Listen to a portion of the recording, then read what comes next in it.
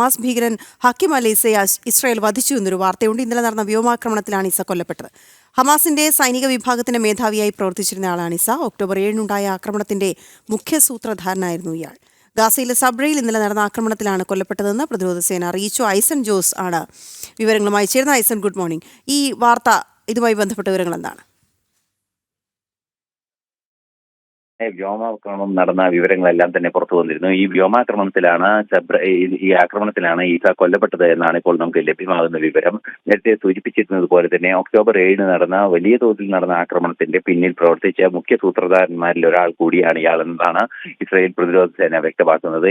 ഇത്തരത്തിലുള്ള പ്രവർത്തനങ്ങൾ നടത്തുകയും തുടർന്നുള്ള ആക്രമണങ്ങളിൽ ഭാഗമാവുകയും പിന്നീടും ഗാസയിലെ പല മേഖലകളിലും വലിയ പ്രശ്നങ്ങൾ സൃഷ്ടിച്ച ആക്രമണങ്ങൾക്ക് നേതൃത്വം നൽകുകയും ചെയ്ത വ്യക്തി കൂടിയായതിനാലാണ് ഇയാളെ ലക്ഷ്യം വെച്ചത് എന്നാണ് ഇസ്രായേൽ പ്രതിരോധ സേന അറിയിക്കുന്നത്. ശക്തമായ ഒരു ആക്രമണമാണ് നടന്നത്. ഇസ്രായേൽ പ്രതിരോധ സേന കണക്കുകൂട്ടിയിരുന്ന വ്യക്തികളിൽ, അല്ലെങ്കിൽ കൊലപ്പെടുത്തണമെന്ന് കണക്കുകൂട്ടിയിരുന്ന വ്യക്തികളിൽ ഒരാൾ തന്നെയായിരുന്നു ഇയാളെന്നും റിപ്പോർട്ടുകൾ കൃത്യമായും ഇസ്രായേൽ പ്രതിരോധ സേന അറിയിക്കുന്നുണ്ട്.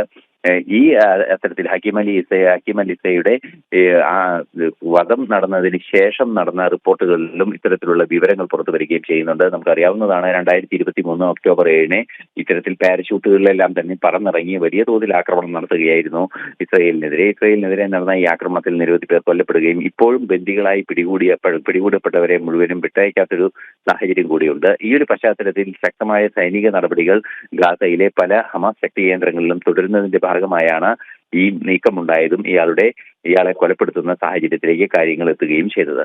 വീണ. ഓക്കെ.